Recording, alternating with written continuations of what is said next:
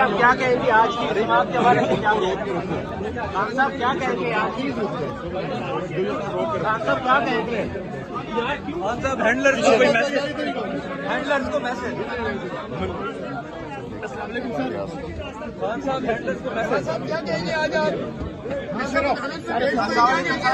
Sir पीछे रहना। वो मैसेज। ला इलाहा इल्लल्लाह। शुक्रिया खान साहब।